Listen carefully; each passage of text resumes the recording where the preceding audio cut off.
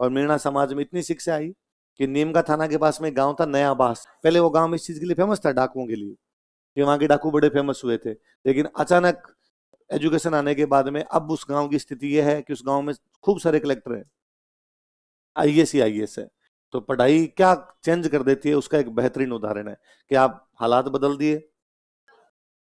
आप पहले अपराध कर रहे थे, पूरी तरीके से किधर आ गए, अब आप एकदम शिक्षा व्यवस्था में, शिक्षा में तो नौकरियों के अंदर। तो यूं वो लोग यूं बातें करते हैं कि भाई नया बास में कोई शादी होती है ना तो लाल बत्तियों की लाइन लगती है, कि जो सारे के सारे गांव में रिश्तेदार आएंगे वो सारे के सारे क्या लेके आएंगे, लाल बत्ती। क्यों? इसका मतलब है सारे के सारे क्या लगे हुए हैं, अफसर। लिखो मीणा आंदोलन। और इसमें कहा गया कि भाई कुछ लोग जो है वो अपराध करते हैं, कुछ जनजातियां वो क्या करती है, अपराध, तो उनकी लिस्ट बनाओ। तो उसमें लिस्ट जब बनाएगी तो अपने राजस्थान की एक जनजाति शामिल कर दी गई उसमें, मीणा। किसको शामिल किया गया? मीणा जनजाति। अब अंग्रेजों ने जयपुर को कहा, जयपुर के अंदर मीणा जनजाति थी, जयपुर के राजा कहा कि भाई इनके खिलाफ कानून बनाओ कुछ ना कुछ। तो अपने जयपुर में एक कानून पारित किया गया 1930 में। सुना देखो, जराइम का मतलब होता है अपराध। जराइम का मतलब क्या होता है? पैसा का मतलब प्रोफेशन। क्या मतलब होता है? प्रोफेशन। जैसे प्रोफेशन का मतलब क्या था? प्रोफेशन मतलब होता है जिससे आपका जीवन चलता है, अर्निंग। आपके रुपए कहां से आते हैं घर चलाने के लिए? कि मान लो मैं कहूं मेरा प्रोफेशन क्या है, टीचिंग। कोई पूछे किसी का प्रोफेशन, दूसरे का कोई एग्रीकल्चर हो सकता है, किसी का पुलिस हो सकता है, किसी का इंजीनियरिंग हो सकता है, किसी का मेडिकल हो सकता है, किसी का बिजनेस हो सकता है, अलग अलग हो सकते हैं। जहां से हमारा जीवन यापन चलता है वो हमारी क्या होता है? प्रोफेशन। क्या बोलते हैं हिंदी में, क्या बोलते हैं? पैसा। इसका मतलब कुछ लोग ऐसे हैं जिनका प्रोफेशन अपराध करना है। उनका प्रोफेशन क्या है? जराइम। जराइम का मतलब, तो जराइम उनका क्या बन गया? वो और कोई भी काम करते नहीं है, क्या करते हैं? अपराध। वहां से क्या करते हैं? अर्निंग। तो जयपुर रियासत ने कानून पारित किया, कौन सा कानून? जराइम पैसा कानून। और इसमें कह दिया गया कि मीणा जनजाति का प्रत्येक महिला पुरुष डेली थाने में आगे हाजिरी लगाएगा। डेली थाने में आओ और थाने में आगे हाजिरी लगा के जाओ। इससे क्या होगा? इससे ये होगा कि मान लो 100 लोग हैं गांव के अंदर और वहां के अटेंडेंस ली गई, अटेंडेंस में लोग आए वहां पर 97, कितने आए? 3 गायब है। आसपास में कहीं चोरी है, उठा लो इनको। इसका मतलब इन 3 ने किए। एक गांव की अटेंडेंस ली गई, वहां पे अटेंडेंस है 104, आनी चाहिए थी 100, मतलब 4 लोग एक्स्ट्रा है। ये कौन है? उठाओ इनको। इस गांव में कोई चोरी हुई थी, इनको उठा के लेके आओ। तो अब प्रत्येक आदमी को डेली थाने में जाके लगानी पड़ती हाजिरी। पर ये तरीका तो गलत है ना। नेचुरल जस्टिस का जो सिद्धांत है वो कहता है कि भले ही 100 अपराधी निकल जाए, 100 क्रिमिनल निकल जाए, लेकिन एक भी इनोसेंट फंसना, एक भी निर्दोष फंसना, फिर ये तो गलत तरीका है। आपने 100 लोगों की लाइन लगा ली, मतलब पूरे गांव वालों की लाइन लगा दी। हो सकता है गांव में चोर कितने रहे होंगे? 10, 20, 30 रहे होंगे, मत कहता हूं, फिर भी 70 तो गलत है। 70 को तो आपने लाइन में खड़ा कर रखा है। इन कानूनों के खिलाफ जो आंदोलन चला, उस आंदोलन का नाम क्या? अपना मीणा आंदोलन। पर कहा भाई इससे पार पड़ेगी नहीं, कुछ बड़ा करो। तो एक सम्मेलन बुलाया गया था, नीम का थाना सम्मेलन। कौन सा था? झुंझुनू में एक जगह पड़ती है नीम का थाना। बीच में थोड़े दिन डिस्ट्रिक्ट बनाया था, अभी खारिज कर दिया सरकार ने। संत मगन सागर ने सम्मेलन का क्या किया था? आयोजन। एक बुक लिखी थी इन्होंने, उसका नाम था मीन पुराण।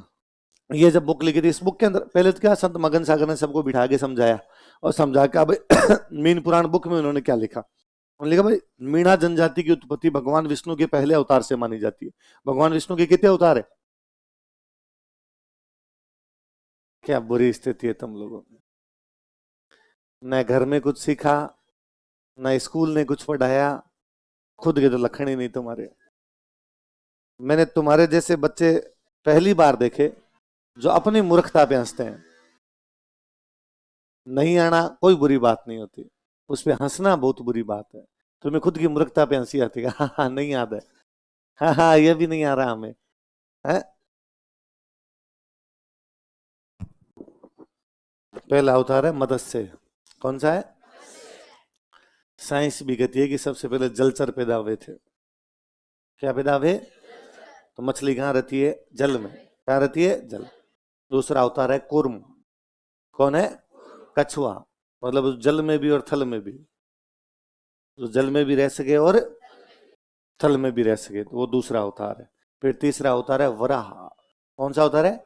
वराह बोलते हैं सुअर को। किसको बोलते हैं? मतलब पशु। कौन आ गया? पशु। चौथा अवतार है नरसिंह। कौन सा है? मतलब आधा मनुष्य, आधा पशु। उसके हो गए 4 हो गए। फिर 5 अवतार है वामन। कौन सा है? पुरुष लेकिन छोटा कद का। अगला अवतार है परशुराम। कौन है? पुरुष लेकिन बड़े कद का। उसके बाद है राम। कौन है? व्यक्ति जिसमें सारी मॉरल वैल्यूज है। व्यक्ति केवल जिंदा थोड़ी रहना होता है, व्यक्ति के अंदर मॉरल वैल्यू होनी चाहिए, वो किसमें है? राम। अगले हैं कृष्ण। कौन है? व्यक्ति इसमें साम दाम दंड भेद सब है। अगले हैं बुद्ध। कौन है? व्यक्ति जो ज्ञानी है। बोध, बोध हो गया हो, जिसको ज्ञान हो गया हो। कितने हो गए? कितने हो गए? कल की होगा। पहले बड़ी बात है तो ध्यान रखा करो, बहुत छोटी छोटी चीजें हैं पर हम यहीं से सीखते हैं। इसलिए नहीं आना बुरी बात नहीं है, उन नई चीजों पर हंस लेना बहुत बुरी बात है। ये फिर खाली वो उसी प्रकार के है कि आप उसी डाली को काट रहे हो जिस पर बैठे हो। अपने पे कैसे हंस सकता है? नहीं आने पे कैसे हंस सकता है? अज्ञानता पर हंस कैसे सकता है कोई? दोनों चीजें, किसी दूसरे को नहीं आ रहा हो तो भी नहीं हंसना चाहिए, खुद को नहीं आ रहा हो तो एकदम ही नहीं हंसना चाहिए। और जिस दिन नहीं हंसोगे, जिस दिन इस पर सोचोगे कि मुझे क्यों नहीं आता, उस दिन बुरा फील होगा। जिस दिन बुरा फील होगा उस दिन सीखने के लिए ललायत होगे। अभी तो मेरे साथ समस्या यह है कि तुम्हें बुरा फील होता ही नहीं है किसी भी चीज के अंदर, इसलिए तुम सीखना ही नहीं चाहते, या जिंदगी में कुछ नहीं सीखना। जैसे 20 एक साल की तो हो ही गए होंगे तुम, 18 साल से सारे ऊपर हो। कोई 18 के अंदर भी है क्या तुम में से कोई? तो 18 से भी नीचे है तो प्लीज घर जाओ रे। तुम्हारे घर वाले तुम्हारे दुश्मन है यार। है, मेरे मम्मी पापा ने तो 18 से पहले भेजा होता, मैं मुकदमा करता हूँ उनपे। ये क्यों बचपन बर्बाद कर रहे हो तुम्हारा? तो तुम कितने साल के हो? 17, 12th की अभी? सही है, तू तो फिर भी चल पढ़ने में ठीक है थोड़ा। है, तू भी 17 की? वोट देने का अधिकार है नहीं तुम्हें, कोचिंग का अधिकार किसने दिया तुम्हें? ठीक है, पर ज्यादातर इन 2-4 बच्चों को छोड़ के बाकी सब तो 18+ हो। है, तुम्हें वोट देने का अधिकार है कि तुम वोट दे सकते हो। कई तुम्हारे में से 21+ है, तुम्हें तो ब्याह करने का अधिकार है। उसके बावजूद भी यार 18-20 साल के होके और तुम यूं किसी चीज का पता नहीं होना कोई बात नहीं, नहीं पता 50 साल में भी नहीं होता। नई चीजें सीखते हैं। भाई आज मेरे खूब सारी चीजें नहीं पता था, अपने सीख लेंगे। कल भी हो सकता है कोई चीजें नहीं पता होगी, सीख लेंगे। पर सीखेंगे तब जब हमें पता चलेगा कि हमें आता नहीं है तो हम सीखेंगे। पर जब ये लगे कि नहीं आता, हाँ हाँ हाँ नहीं आता सर, ये भी नहीं आता सर, ये भी नहीं आता है, ये भी नहीं आता है, और हम सीखेंगे भी। मोबाइल देखेंगे घर में, लेकिन मोबाइल में भगवान जाने क्या देखते। एक तो तुम्हारी हिस्ट्री चेक करवाना, तुम देखते क्या क्या हो, मुझे पता तो चले। कि तुम्हारे पास मोबाइल तो सबके पास है, तो यार उसका, मैं तो कहता हूँ उसका मोबाइल सबसे अच्छी चीज है कि उसने ज्ञान, वो पहले है ना, रिलायंस नया नया आया था ना, रिलायंस का ही शायद उसका डायलॉग था, कर लो दुनिया मुट्ठी में, है ना, उसका डायलॉग था। अब वास्तव में हो गई।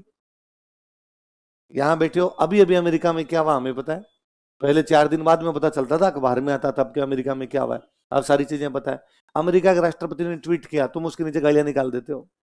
ओए झूठ बोल रहा है, पहले इस प्रकार के अधिकार भी नहीं थे, तो दुनिया तुम्हारी मुट्ठी में तो आ गई।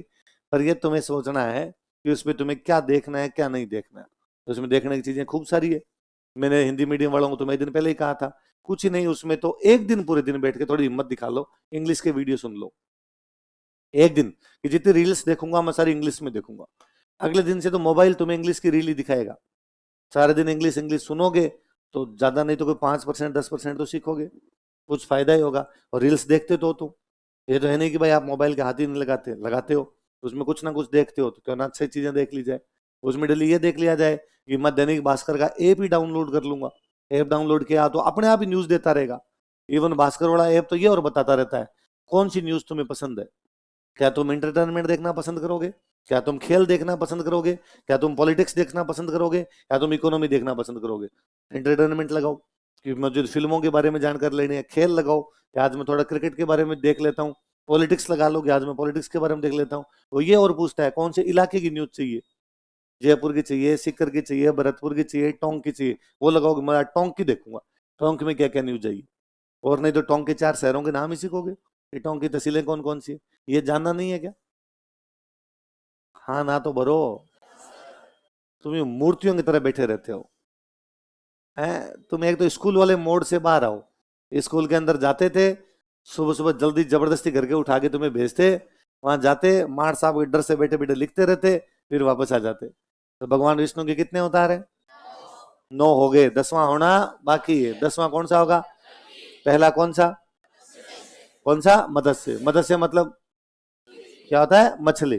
तो मगन सागर जी महाराज ने कहा कि भगवान विष्णु का पहला अवतार मछली अवतार है, मीन अवतार है। कौन सा अवतार है?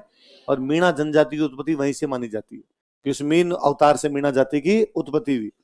तो एक तरफ तो हमारा दावा यह है कि हम भगवान विष्णु के डायरेक्ट डिसेंडेंट है। मीणाओं के बारे में यह भी कहा जाता है कि जयपुर में कछवाहों ने राज किया था। किसने राज किया? पर कछवाहों से पहले यहाँ किसी का राज था। तो किसका राज था? मीणाओं का। तो मीणा जयपुर में यहाँ पे राज कर रहे थे। जब कछवाहों का राज आ गया, फिर भी जयपुर की चौकीदारी की जिम्मेदारी जिनको दी गई थी, वो किनको दी गई थी? मीणाओं को। तो मीणा जयपुर के रक्षक हो गए। तो कहाँ भगवान विष्णु के डिसेंडेंट, कहाँ जयपुर में राज करने वाले, कहाँ जयपुर के अंदर रक्षा करने वाले, और अब काम क्या करते हैं? अपराध। और ये तरीका गलत है यार। तुम्हारे बाप दादे तो ये थे और तुम ये हो। और किसी भी व्यक्ति को उसके घर के बारे में कह के किया जाए तो उस व्यक्ति पर असर पड़ता है। आपको भी मैं कहूं कि मैं तुम्हारे पापा को फोन कर दूंगा, या तुम्हारे पापा को इस बात का पता चलेगा, वो क्या सोचेंगे? तुम्हें लगता है पढ़ लेना चाहिए, पापा का नाम तो खराब होना नहीं चाहिए। या तुम्हारा परिवार इतना अच्छा है और तुम ये बुरे काम करते हो, तुम्हें लगता है मैं भी बुरा काम करूंगा नहीं, वरना परिवार की इज्जत खराब होती है। तो यहाँ से लोगों में थोड़ी थोड़ी यूं भावनाएं जागने लगी कि अपने को समाज में क्या करने चाहिए, क्या करने चाहिए। अब होता क्या था, अपने यहाँ पे मीणा दो प्रकार के हुआ करते, एक तो जमींदार मीणा और एक चौकीदार मीणा। कौन कौन से? जिनको जमीनें मिली थी वो तो कौन से हो गए? जमींदार मीणा। और जो रक्षा का काम करते थे वो कौन से थे? चौकीदार मीणा। अंग्रेजों का राज आ गया तो रक्षा का काम तो बचा नहीं था। रक्षा का काम नहीं बचा तो दूसरे काम करने लग गए थे वो। तो उनके अंदर इस प्रकार के अपराध वाली चीजें आ गई। तो अब क्या करते, किसी गांव में चौकीदार मीणा होते, उनको पकड़ के लेके आ जाते कि भाई इनका काम चौकीदारी का है और इन्होंने चौकीदारी नहीं की, इसलिए इस गांव में क्या हो गई? चोरी। तब उन्होंने इस्तीफे दिए अपने पदों से। उनका हमारा काम तो वैसे ही बचा नहीं, अंग्रेज जब करते हैं, और हमारे को इस नाम से आप पकड़ते हो तो आज के बाद हम ये काम करेंगे नहीं। क्योंकि 26,000 चौकीदार मीणाओं ने इस्तीफे। धीरे धीरे ये काम भी समाप्त हो गए तो सरकार ने कानून बंद कर दिया था 1952 में। कब बंद किया? जो कानून ऊपर बनाया था जिसमें थाने में हाजिरी लगाना जरूरी है, कौन सा कानून है वो बताओ? जरायम पेशा कानून। कौन सा था? हालांकि बीच बीच के अंदर यूं समाप्त करने लग गए थे इसको। जैसे जब 1930 में बनाया था ना, तब कहा था प्रत्येक मीणा महिला पुरुष को थाने में हाजिरी लगाना जरूरी है। बाद में जब विरोध हुआ लोगों का, ये क्या तरीका है, तुम किसी निर्दोष आदमी कैसे बुला सकते हो? तो फिर कहा चलो ठीक है, तो पिछले 10 साल में जिसने कोई भी चोरी नहीं की उसको बुलाएंगे। कुछ लोग कम हो गए। फिर धीरे कहा 5 साल में नहीं किया, वो लोग मत आओ। 3 साल में नहीं किया, मत आओ। 2 साल में, 1 साल में, 6 महीने में, 3 महीने में, 2 महीने में, 1 महीने में, 15 दिन में। लास्ट में आते थे तो वो था कि भाई केवल 1952 में तो वही लोग आते थे जो जिन्होंने कहा बोले कितना ही कम कर दो हम तो करेंगे। कल ही करके आया था मैं तो, मेरे ऐसे कानूनों से असर पड़ने वाला नहीं। फिर लोगों ने कहा कि इसका मतलब इस आदमी की आदत है अपराध करना, इसलिए भारत सरकार बाद में नया कानून लाई थी, आदतन अपराधी अधिनियम। कौन सा?